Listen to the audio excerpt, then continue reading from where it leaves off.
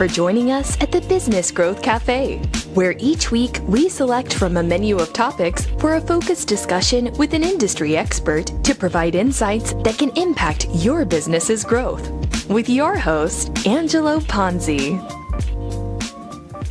I am Angelo Ponzi, your host here at the Business Growth Café, and thank you for joining us. Today at the cafe, I'm excited to have Don DiCostanzo, CEO and co-founder of Pedego Electric Bikes, here in the studio discuss riding on the road to growth is not necessarily a long and straight one. Don, welcome. Thank you. Yeah, I'm really excited to have you here. Now, we saw each other in the hallway for the first time maybe in 3 or 4 years, but I want to tell the audience I am a Pedego owner. I have 2 bikes, my wife and I, and I'm not sure if this story was ever communicated to you, but our very first weekend with the bikes, we took a 47-mile ride. It was crazy. We weren't even thinking about it. Thank God for throttle, because it was all uphill all the way back. And shortly after that, we talked to somebody in your Huntington Beach stores where we got the bikes. They gave me the name of a trailer hitch company, and I went and had a hitch put on the back of my car, bought a rack, and now we just take them down to the beach as opposed to trying to ride down there. We have all our energy when we get there. Great story. Yeah, thank you. So before we get started, why don't we just put a little context for the folks that are listening today of who you are and a little bit about Pedego. Well, I wasn't born here in California, but I got here as fast as I could because it's a great place to live. And one of the things we have the ability to do is enjoy great weather all the time. And one of the pastimes that most of us who were growing up as kids is riding a bike. But one of the things that stops us from riding a bike is just what you mentioned, hills.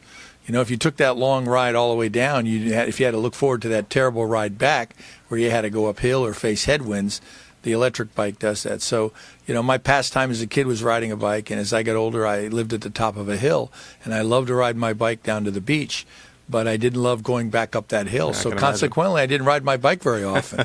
Once I found out electric bikes, I discovered there was a way you could get back up the hill, still get exercise, and still get the enjoyment of riding a bike with all the negative. And at the end of the day, what an electric bike does is flatten hills. And I ditched my long career in the automotive industry and started in the electric bike business relatively late, 30 years in automotive, and to switch over to bicycle industry was a bit unusual, but it was the best decision I ever made because now I have the opportunity to sell recreational fun. Yeah, absolutely. And that's kind of your mantra, hello fun, right? Yeah, at the end of the day, you know, we have bicycles and they're cool but the bottom line is people don't buy them because it's a bike. They buy it because they have fun on the bikes. And the experience you related, I hear every day, things you wouldn't have done previously, places you can explore. We've got fabulous bike paths around here. As we get older, we don't have the same stamina and agility and maybe desire to go out and do what we might have done when we were in our teens or in our 20s.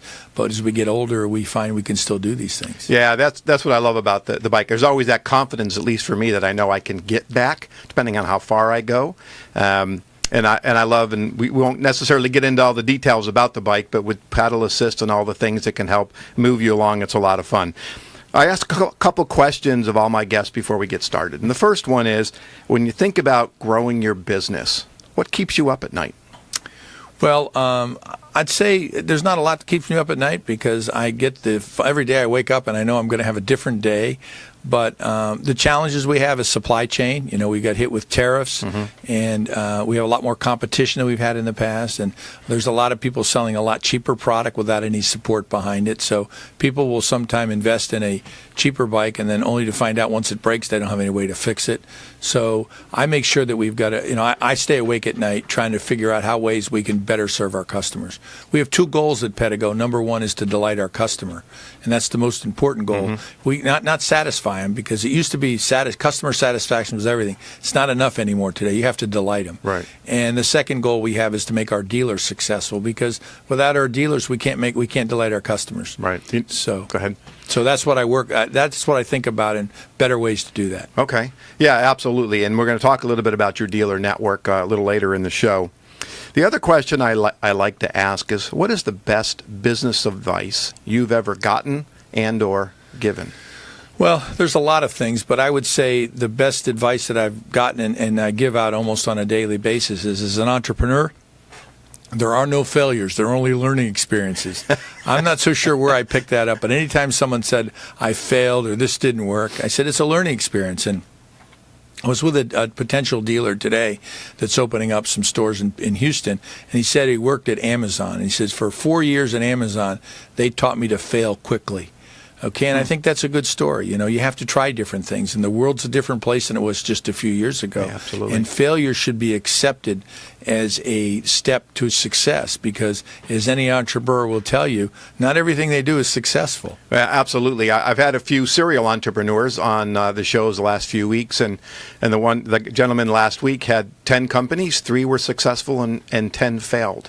And myself, I mean, I've had been fortunate to have a few successful ones, but I call them dead bodies along the road, right, or a lot of road litter, because I've had a few of those. But to your point, that's how we learn and be able to take that, not have fear, and have focus, and always take one step forward. I pulled up a couple stats, and I want to congratulate you and certainly the organization. Pedego has been ranked in the Inc. 5000 for 5 years in a row. That's fantastic. You have gone from fewer than 30 stores to over 150 worldwide in less than, 10 years? 10 years approximately. And you personally were Orange County Business Journal's 2016 Entrepreneur of the Year. Congratulations. Those are wonderful stats. Thank you. Now, to get there, of course, I talked about that bumpy road, lots of ups and downs, twists and turns. So let's talk a little bit about that. You launched Pedego in 2009.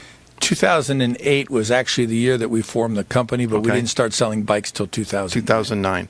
So when you were ready to go, rock and roll, did you have a clear vision, or was it, I'll say, typical entrepreneurs? I have got a great idea. We have really a lot of passion for it, and we're gonna march forward, and not necessarily have the long-term vision in the road. The latter for sure. You know, if you asked me to write a business plan today, I'm not so sure I could.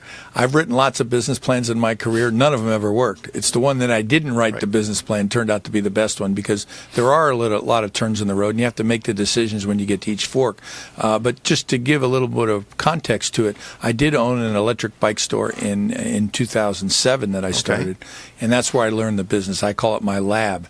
And I did the R&D there to figure out. And there I sold electric bicycles. I sold an electric car, the Zen electric car, Zenn. They're since out of business. And I sold electric golf carts, electric skateboards, electric scooters, and electric bikes. And I figured out in about a month or two that electric bikes are where it was. Oh, okay. And that's what that gave the idea to form a company to sell nothing but electric bikes. And it had been tried and failed before with Lee Iacocca. He had raised $50 million to start an electric bike company called EV Global Motors in 1998.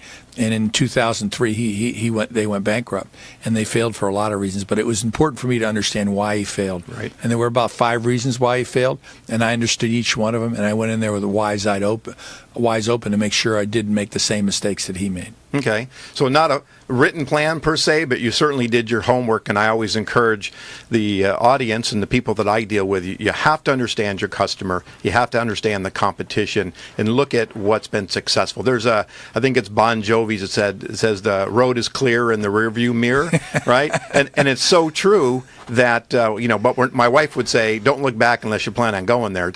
And so we kind of combine those things, and we're always moving forward. Well, are you Italian? I am. So in Gumball Rally, there's a famous line in there, and the Italians get in the car and they're ready to race, and I think a Lamborghini or Ferrari, and they rip off the rearview mirror. And the first thing he says, "We don't care what's behind us." I love that. So when you think about when you brought the bikes to market, and you looked at the successes and the failures that have been going on currently and prior to you, there were obviously challenges and obstacles. What were some of those? And are they similar to what you face today, or that kind of dynamic has changed? Well, I'd say that every year we had a different set of challenges. And I look at challenges as a way to prove who's better. You know, if you have an unsatisfied customer, I make it my personal ambition to make sure that I not only turn that customer around, but make him delighted. So there's no length I won't go to satisfy a customer. That's been true without. Each year you have a different set of circumstances. It might be a quality challenge. It might be a supply problem. It might be a tariff problem. It might be a competitive problem. Every year there's different ones. You just have to, as an entrepreneur, you just have to be prepared to deal with any of them. And I look at them as challenges and opportunities and to prove that we're better. So I think that's important for entrepreneurs to consider. You have to either be first or best. I like to be both. In the case of the electric bike world, with Pedego, I'm not going to say we're the first electric bike, we're the first ones to develop a brand. And I also think we're the best electric bike company.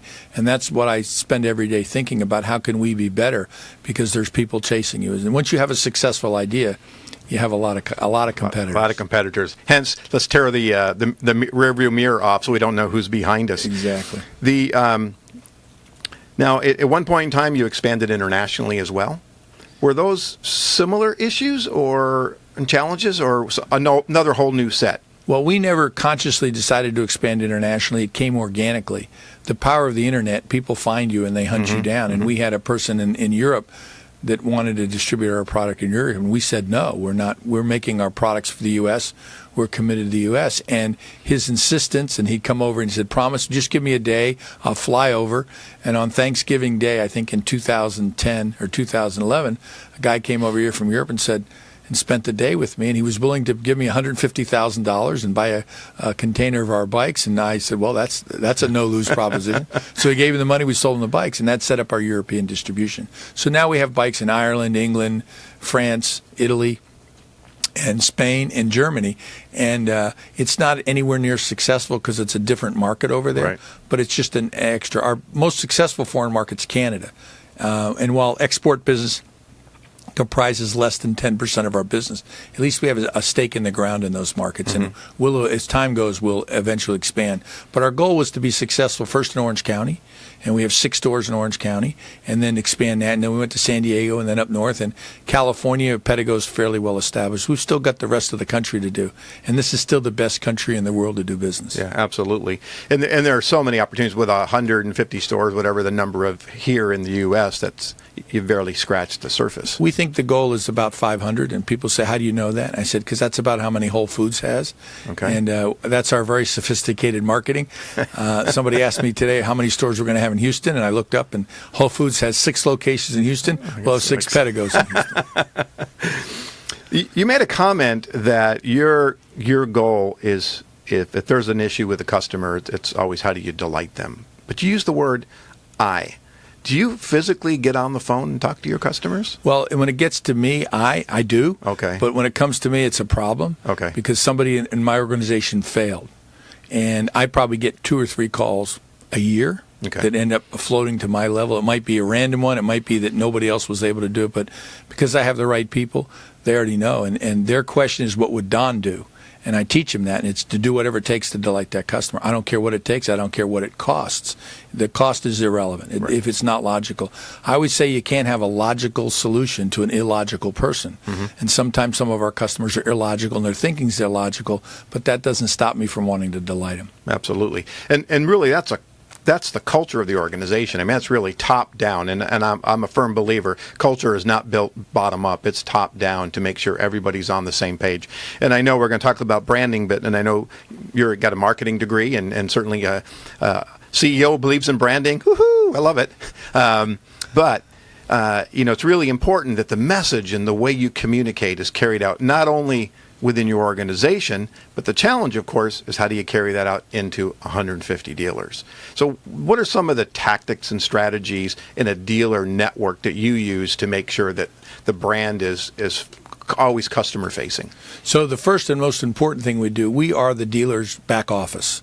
Anything he needs from us, graphic design, help with Google AdWords, social media, we have the resources to provide him that. So we give that dealer everything that he needs to be successful, all the tools he needs. Because I have a marketing degree and I came from a sales world, I believe it's the marketing's department's job is to give the sales department every tool they need to be successful. Yeah. And if I were going to go out and build a house and I was going to build it out of lumber, I'd make sure I had a very good air gun. I wouldn't be doing it with a hammer and nails, right? You'd get a gun and a good compressor to shoot. I think marketing's the same way. You've got to have the right tools in order for them to be successful. The other thing that is probably our most powerful tool is every year we have a dealer meeting with all of our dealers. We host them here in California. We've had them in Orange County for the most part. We've had one in Palm Springs. But they come together, and I like to call it's the best 2 days of my life because all the dealers come together. They're friends. They revisit from the last time they were there. They exchange ideas. They may swap lies. They do a lot of things that build a camaraderie, and that carries them all throughout the year.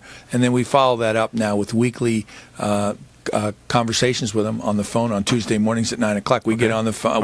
We do essentially a podcast with them to explain what's going on, what's new, what's working, and what's not working, and introduce new tools to them. Okay. Do you have a dealer community where the dealers actually communicate with each other? We do. We have a Facebook page where they have their own channel, if we will. We don't intercede in it, but we monitor it and see if there's things that we need to be aware of that we find out. Sometimes we find out what's going on that. And so it's just another tool that we have thanks to the internet. Right. I tell clients, I said, your simplest and easiest and least expensive way to learn something is listen to your customer service department. Because if you've got consistency, then you've got a problem and you should be dealing with it and not just leave it up to the individuals, but capture that information and utilize that information to ensure that, to your point, you're delighting your customer. I agree with that. Yeah. So you have dealers.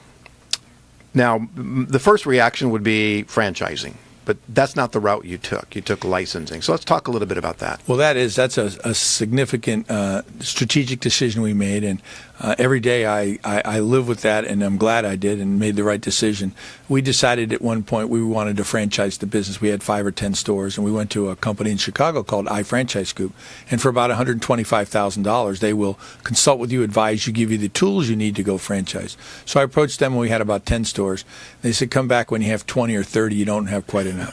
So I called them back when we had 50, and they said, where have you been? I said, I don't know, it just kind of got away from me. And we looked at the possibility of franchising and went through the whole process. And the CEO of the company told me, only 95% of the companies that take this next step actually franchise. 5% decide not to franchise. And I said, well, why would they spend all this money and all this time and do it? Well, I found out because we ended up being one of the 5%, 5%. And the main reason we did it is we felt it created an adversarial relationship with our dealers. And my business partner came to me and said, we can't do this.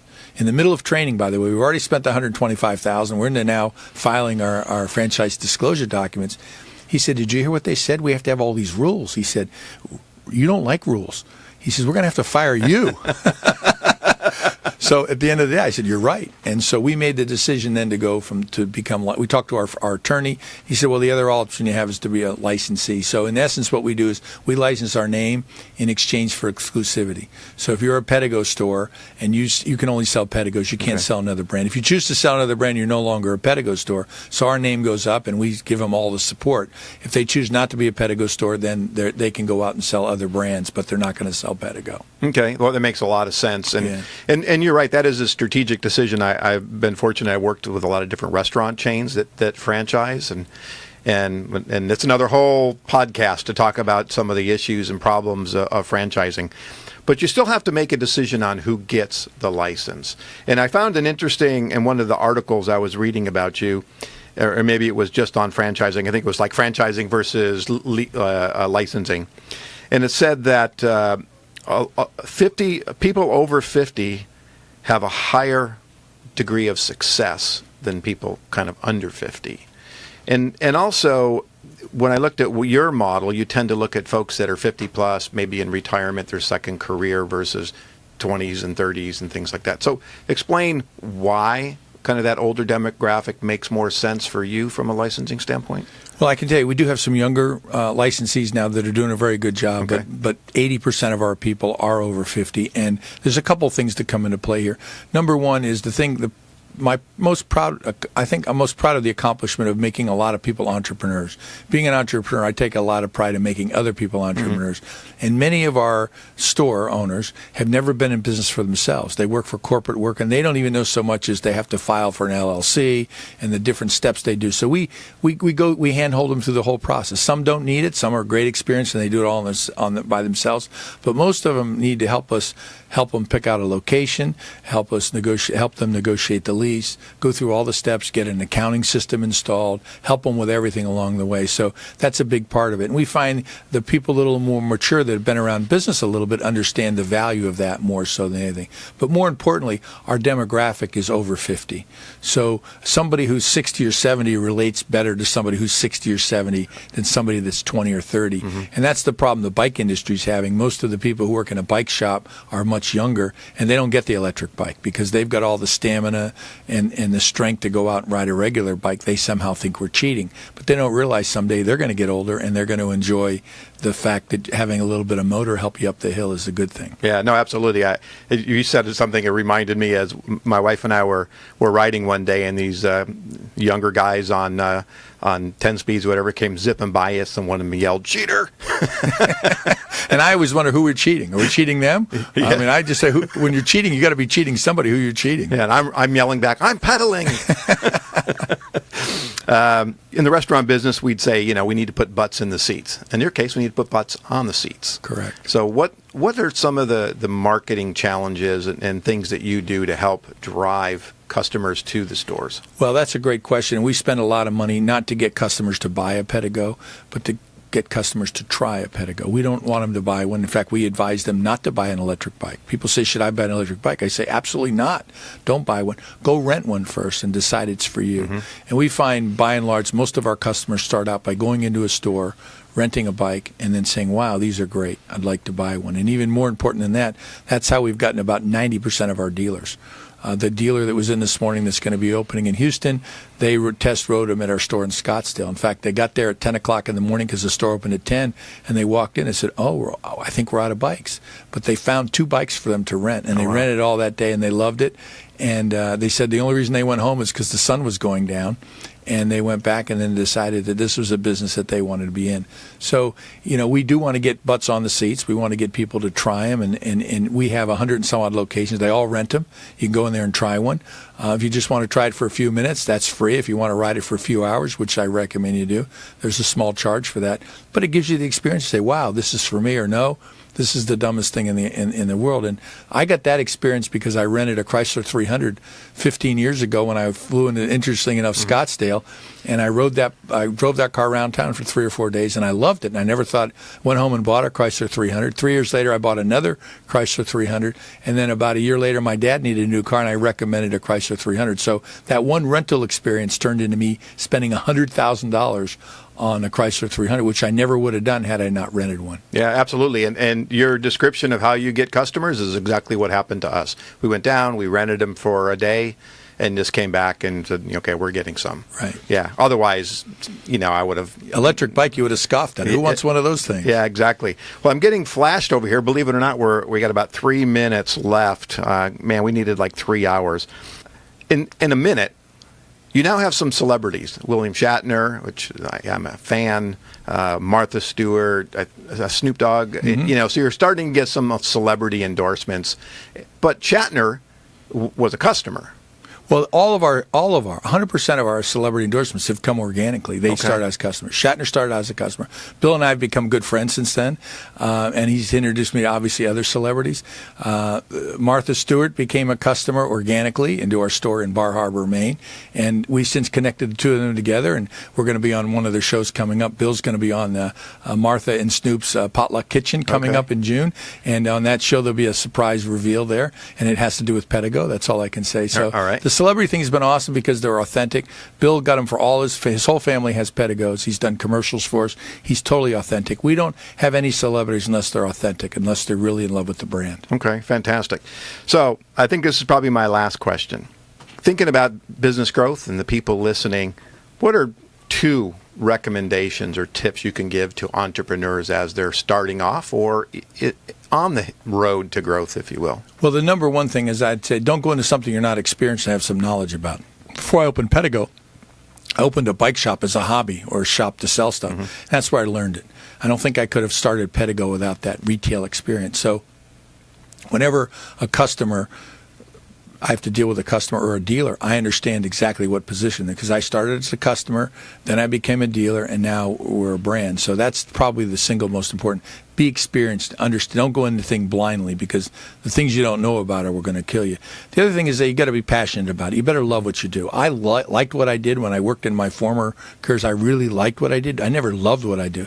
Now that I love what I do, it's not work anymore. I haven't worked since I started Pedego. Every day is just a joy, and it feels like I'm working in my hobby.